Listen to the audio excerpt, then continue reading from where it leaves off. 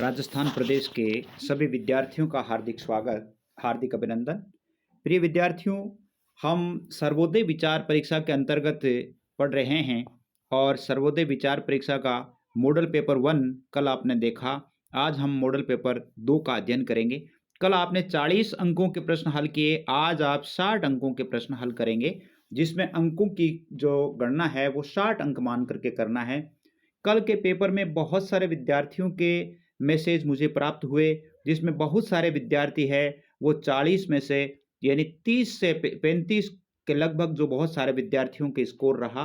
तो इस स्कोर से यानी 35 से भी यानी 90% से भी ऊपर का स्कोर हमें रखना है, तब जाकर के हम राज्य स्तर पर टॉप कर पाएंगे। इसके लिए मैं ये चाहता हूँ कि आप अधिक से अधिक पढ़ें। आपके लिए सर्वोदय विचार परीक्षा से संबंधित बाहर वीडियो जो पहले जारी किए गए हैं, उनमें से ही लगभग मैं पूछ रहा हूँ। फिर भी आपका स्कोर तो अच्छा है, लेकिन इससे भी हमें आपका स्कोर बेटर होना चाहिए, अच्छा होना चाहिए। तो मैं ये समझता हूँ कि आज का स्कोर है वो आपका अच्छा होगा, बेटर होगा। तो आइए चलते हैं, और किस नंबर पे आपको सूचना देनी है वो भी मैं बता दूंगा। उसके बाद आपकी जो आंसर की है उसका मिलान आपको वैसे ही करना है जैसे कल हमने किया था, यानी आप अपनी कॉपी में लेकर बैठ जाइए और प्रत्येक प्रश्न के आगे लगा लीजिए। जैसे पहला है, पहले में आप 2 सही कर रहे हैं तो दूसरा लिख लिया। जैसे दूसरा में 3 कर रहे हैं, 3 लिख लिया। इस प्रकार जब मैं उत्तर तालिका आपको मिलवाऊंगा, तब सही है वो सही कर लेना और गलत है वो गलत का निशान लगा लेना। तो आइए चलते हैं उन प्रश्नों की तरफ। प्रश्न देखिए, पहला प्रश्न देखिए आपके। पहला प्रश्न है कि सत्याग्रह आश्रम में चरखा कहाँ से लाया गया? अहमदाबाद से, बीजापुर से, बड़ौद से, इनमें से कहीं से भी नहीं। तो आप जैसे पहले प्रश्न में आप अपनी कॉपी में जैसे इस प्रकार की तालिका बनाई हुई है, और उस तालिका में 1 नंबर पे आप जैसे जिस इसमें से जो भी ऑप्शन है वो आप यहाँ लिख दीजिए। तो पहला प्रश्न आपने कर लिया। दूसरा प्रश्न देखिए। दूसरा प्रश्न है कि सत्याग्रह आश्रम में काम करने वाले पिंजारे का वेतन कितना था? 35 रुपये प्रति माह, 65 रुपये प्रति माह, 300 रुपये प्रति माह, 45 रुपये प्रति माह। इनमें से कौन सा सही है वो आप लिख लिख करके भेजें। अगला प्रश्न देखिए। अगला प्रश्न है आपके कि असहयोग प्रस्ताव बैठक के सभापति कौन थे? थोड़ा बहुत ही अच्छा प्रश्न है और इम्पोर्टेंट भी है, तो आप ध्यान रखें इसका। वल्लभ भाई पटेल, अब्बास तैयब, महात्मा गांधी, मौलाना अब्दुल बारी, इनमें से कौन सा था उसका नाम आपको लिखना है। अगला प्रश्न देखिए। अगले प्रश्न में चौथा प्रश्न जो है वो आपके ये है। चौथा प्रश्न, असहयोग प्रस्ताव बैठक में शांतिमय शब्द के स्थान पर बा अमन शब्द का प्रयोग करने का सुझाव किसने दिया? असहयोग आंदोलन जो चल रहा था उसकी प्रस्ताव जो पहले प्रस्ताव बैठक हुई थी, उस बैठक में गांधी जी ने कहा कि इस शांतिमय शब्द के लिए मुझे जैसे खिलाफत कमेटी के या खिलाफत की जो मीटिंग थी उसमें मुस्लिम भाइयों को समझाने के लिए मुझे एक शब्द चाहिए। तो वो शब्द है वो बा अमन शब्द था, और वो बा अमन शब्द किसने दिया? मौलाना शौकत अली ने, मौलाना अबुल कलाम आज़ाद ने, अब्बास तैयब ने, अब्दुल बारी ने। इनमें से कौन था? बहुत ही इंपॉर्टेंट प्रश्न है, अच्छा प्रश्न है। अगला प्रश्न देखिए, पांचवा। तर्क ए मवालात, तर्क ए मवालात का शब्द का प्रयोग हुआ किसके लिए? असहयोग के लिए, सविनय अवज्ञा के लिए, खेड़ा सत्याग्रह के लिए, चंपारण सत्याग्रह के लिए। इनमें से किसके लिए हुआ वो आपको लिख के बताना है। अगला प्रश्न देखिए। गोपाल कृष्ण गोखले, गोपाल कृष्ण गोखले के देहांत की सूचना गांधी जी को सर्वप्रथम किसने दी थी? रात को 2 बजे फोन करके दी थी। उस बंदे का क्या नाम था? वल्लभ भाई पटेल ने, पटवर्धन ने, देशबंधु चित्तरंजन दास ने, मोतीलाल नेहरू ने। इनमें से कौन था जो गांधी जी को फोन पर सूचना है वो 2 बजे के लगभग दी थी? तो आप इनको बताएं। सातवां प्रश्न है आपके। सातवां प्रश्न कि राष्ट्रीय कांग्रेस के नागपुर अधिवेशन में स्वीकृत प्रस्तावों में से है, इनमें से कौन से प्रस्ताव हैं जो उसमें स्वीकृत किए गए? अस्पृश्यता निवारण, हिंदू मुस्लिम एकता प्रस्ताव, खादी का प्रयोग, उपयुक्त सभी। इनमें से कौन सा है वो आपको अपने कोष्टक में इस प्रकार लिखना है। अगला प्रश्न देखिए। अगला प्रश्न है कि यरौदा जेल के समय गांधी जी को अपनी आत्मकथा लिखने के लिए किसने इच्छा रखी? यरौदा जेल में जब थे तो उनके साथ में भी एक यानी उनके ही करीबी थे, तो उसका नाम बताना है कि उन्होंने कहा कि आपको आत्मकथा लिख डालनी चाहिए। तो वो कौन थे? मगनलाल गांधी, भाई जयराम दास, गोपाल कृष्ण गोखले, उपयुक्त सभी तीनों हो सकते हैं। तो कौन सा सही है वो आप यहाँ कोष्टक में लिख लें। 9वां प्रश्न देखिए, 9वां प्रश्न है कि मृत्यु के समय करमचंद गांधी किस राज्य के पेंशनर थे?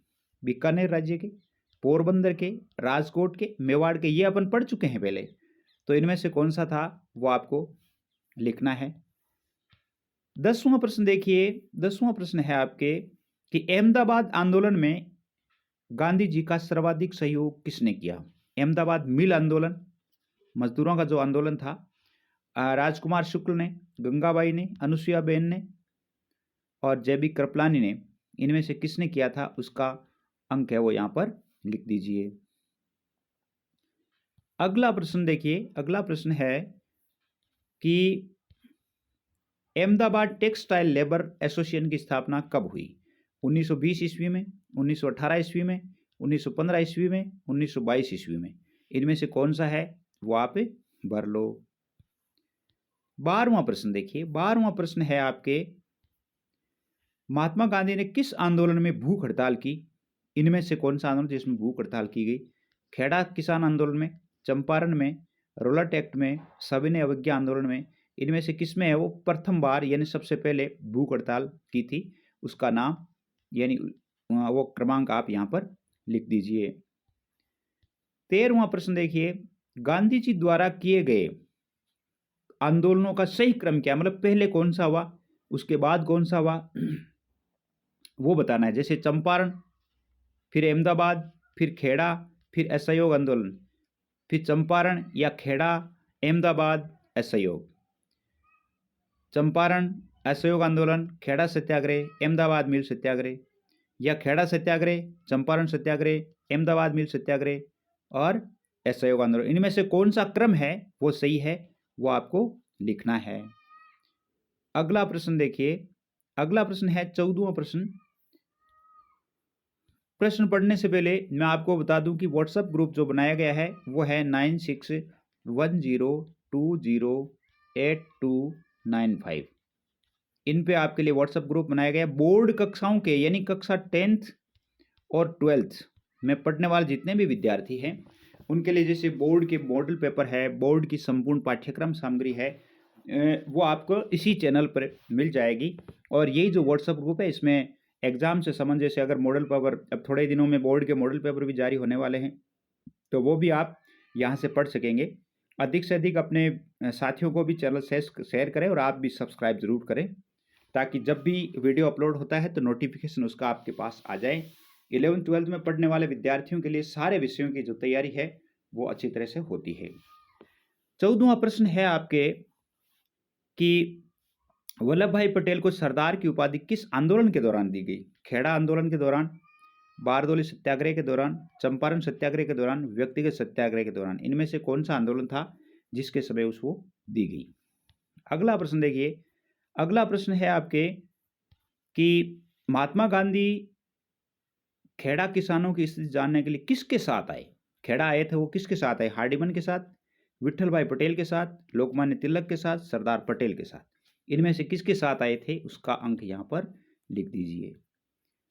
16वां प्रश्न है, 16वां प्रश्न है चंपारण आंदोलन के समय बिहार के उपराज्यपाल कौन थे? बिहार के उपराज्यपाल थे FG स्लाई और Edward Albert Gait, William Taylor, Gordon Reach, इनमें से चारों में से कौन था उसका नाम यहाँ पर नाम नहीं लिखना है, आपको अंक लिखना है कि कौन सा ऑप्शन सही है। 17वां प्रश्न देखिए, 17वां प्रश्न है कि चंपारण सत्याग्रह परिणामों के संबंध में असत्य कथन, चंपारण जो सत्याग्रह हुआ था उसके परिणाम निकले थे उनमें से असत्य क्या बात है? कि तिनकटिया पद्धति का अंत हो गया, सभी रैयतों का लगान कम कर दिया गया, अवैध वसूल के गए रुपयों में से 35% वापस किया गया, उपयुक्त सभी कथन सही है। क्या कौन सा है वो आपको यहाँ पे भरना, इनमें से कोई असत्य है तो। 17वां प्रश्न देखिए, 18वां प्रश्न 18वां प्रश्न में निम्नलिखित में से किसका संबंध चंपारण आंदोलन से नहीं रहा है? राजेंद्र प्रसाद, जेबी कृपलानी, अवंतिका बाई, जयराम दास, इनमें से कौन थे जो चंपारण आंदोलन के समय उनके साथ में नहीं थे?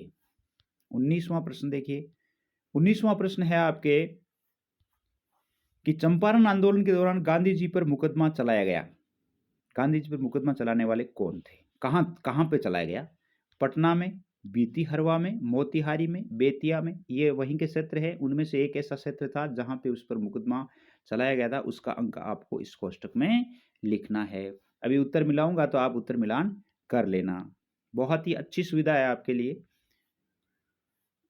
अगला प्रश्न देखिए, निम्नलिखित में से असत्य कथन का चयन करना है। चंपारण आंदोलन गांधी जी के जीवन का प्रथम आंदोलन था। चंपारण आंदोलन से गांधी जी भारतीय राजनीति में आए। चंपारण सत्याग्रह के दौरान गांधी जी पर मुकदमा चलाया गया। उपयुक्त सभी कथन सही है। बताइए इनमें से कौन सा असत्य है, वो आपको यहाँ पे लिखना है, कौन सा सही है। 21वां प्रश्न देखिए। 21वां प्रश्न है आपके कि भारतीय राष्ट्रीय कांग्रेस के किस अधिवेशन की अध्यक्षता गांधी जी ने की थी? लखनऊ अधिवेशन 1916, लाहौर अधिवेशन 1929, बेलगांव अधिवेशन 1924, कोलकाता अधिवेशन 1917। इनमें से कौन सा था वो आपको बताना है। 22वां प्रश्न है बनता है आपके, नमक सत्याग्रह के दौरान गांधी जी के साथ निम्नलिखित में से किसने नेतृत्व किया था? नमक सत्याग्रह जब वो जा रहे थे, जो 78-79 आदमी थे, उनमें से इनमें से भी एक आदमी यानी जो सर्वाधिक उनके साथ थी वो कौन था? एनी बेसेंट, मृदुला साराभाई, सरोजिनी नायडू, उपयुक्त सभी। इनमें से वो आपको चयन करना है। 23वां प्रश्न है। 23वां प्रश्न देखिए। 23वां प्रश्न है कि महात्मा गांधी पूर्णतः देश सेवा के लिए दक्षिण अफ्रीका से भारत कब आए? पूर्ण रूप से वो आ गए थे यहाँ 1915 ईस्वी में, 1927 ईस्वी में, 1930 ईस्वी में, 1893 ईस्वी में। वैसे तो गांधी जी जो है वो 1886-87 में जब वो गए थे, उसके बाद में आते ही रहे थे। 93 में आए थे, 1901 में आए थे, उसके बाद, लेकिन पूर्ण रूप से देश सेवा के लिए जो आए थे वो कब आए थे वो आपको लिखना है। 24वां प्रश्न देखिए, सीमांत गांधी के नाम से जाना जाता है खान अब्दुल गफ्फार खान, बाबा आमटे, राजेंद्र प्रसाद, मोहम्मद अली जिन्ना। वैसे आप ये देख रहे हो सकता है जिन विद्यार्थियों ने वीडियोस का अध्ययन किया उनको बहुत ही सरल लग रहे होंगे कि पेपर ऐसे सरल कैसे आएगा, लेकिन जिन्होंने अध्ययन नहीं किया है उनको पूछो कि उन्हें कितना टफ लग रहा है। तो आपको हो सकता है आपने अध्ययन किया है, आपने वीडियोस भी देखे हैं और भी आपने सामग्री पढ़ी है, तो पढ़ने वाला विद्यार्थी के लिए हमेशा कोई भी पेपर है वो सरल ही होता है और ऐसा ही पेपर आएगा। तो इनमें से जो भी है आपको यहाँ लिखना है। 25वां प्रश्न देखिए। 25वां प्रश्न है कि गांधी जी का बहन का नाम क्या था? गांधी जी की बहन का नाम क्या था वो बताना है। बहन का नाम जैसे रलियत बहन, सुरेखा बहन, पुतली बाई, इनमें से कोई नहीं, वो आपको बताना है। एक आप ध्यान रखेंगे कि जो भी आप काम करते हैं, जो भी आप जैसे उत्तर दे रहे हैं, तो आप अपनी ईमानदारी रखें, यानी कहीं से भी नकल नहीं करें, ईमानदारी पूर्वक काम करें ताकि आपको पता चले कि आप कितने पानी में हैं। 26वां प्रश्न देखिए। 26वां प्रश्न जो है, 26वां प्रश्न है, महात्मा गांधी ने हिंद स्वराज पुस्तक की रचना कब की? 1986 में, 1909 में, 1925 में, 1922 में। यहाँ 1986 नहीं है, 1906 है। यहाँ 1906 है। 1906 में, 1909 में, 1925 में, 1922 में, जो भी आपको सही लगता है वो लिखना है। 27वां प्रश्न देखिए। 27वां प्रश्न है कि वर्ष 1940 में गांधी जी ने किस सत्याग्रह की घोषणा की? सविनय अवज्ञा आंदोलन, व्यक्तिगत सत्याग्रह, भारत छोड़ो आंदोलन और खेड़ा सत्याग्रह। इनमें से कौन से आंदोलन की शुरुआत की थी उसका नाम लिखना है। 28वां प्रश्न देखिए, महात्मा गांधी का जन्म कहाँ हुआ? बहुत ही सरल प्रश्न है। पालनपुर में, सुदामापुरी में, काठियावाड़ में, बीजापुर में, यानी कौन से स्थान का नाम बताना है, कौन से स्थान पर हुआ था। तो इनमें से जो भी आपको सही लगता है उसका नाम लिखना है। 29वां प्रश्न देखिए। 29वां प्रश्न है, गांधी जी को अर्धनग्न फकीर किसने कहा? जेबी कृपलानी ने, विंस्टन चर्चिल ने, गोपाल कृष्ण गोखले ने, लोकमान्य तिलक ने। इनमें से जिसने किया वो आपको नाम लिखना है। 30वां प्रश्न है कि गांधी जी को सर्वप्रथम महात्मा किसने कहा? गांधी जी को सर्वप्रथम महात्मा सुभाष चंद्र बोस ने, रविंद्रनाथ टैगोर ने, राजेंद्र प्रसाद ने, राजकुमार शुक्ला ने, इनमें से कौन सा है? तो 30 प्रश्न हो गए। 30वां प्रश्न, प्रत्येक प्रश्न 2 अंक का है, तो 60 अंकों के हो गए। अब उत्तर का आप मिलान कर लीजिए कि कौन से में कहाँ क्या क्या भरना है, वो आप अपनी कॉपी में 1 से लेकर के 30 तक लगाए गए होंगे, तो आप ज़रूर लिख लीजिए और मिलान कर लीजिए। देखिए, अभी आप और बता दूं कि 9610208295 इन पर व्हाट्सएप ग्रुप बनाया गया है। बॉयज़ और गर्ल्स के लिए अलग अलग है। बोर्ड कक्षा में पढ़ने वाले जितने भी जो 12th के विद्यार्थी हैं, 10th के विद्यार्थी हैं, वो ऐड हो सकते हैं, और राज्य प्रतिभा खोज परीक्षा के विद्यार्थी भी ऐड हो सकते हैं। और भी बहुत सारी जो एग्ज़ाम्स होती है, आगे BSTC की एग्ज़ाम देने जा रहे हैं आप, तो उसके लिए भी वीडियोज़ है वो अपलोड होते हैं। तो आप निश्चित रूप से मेरे साथ बने रहें, आपकी अच्छी तैयारी होगी। तो उत्तर तालिका मिलान करने के लिए चलो चलते हैं कि उत्तर तालिका का मिलान किया जाए। अब आप निश्चित रूप से तैयार होकर के उतारते रहेंगे। पहला प्रश्न, 1 में 1, दूसरा में 1, तीसरा में 2, चौथा में 2, पांचवा में 1 और छठा में 2, सातवां में 4, आठवां में 2, नौवां में 3 और 10वां में 3, 11वां में 2, 12वां में 1, 13वां में 1, 14वां में 2, 15वां में 2, 15वां में भी 2, 16वां में 2, 17वां में 3, 18वां में 4 लिखना है, 18वां में 4,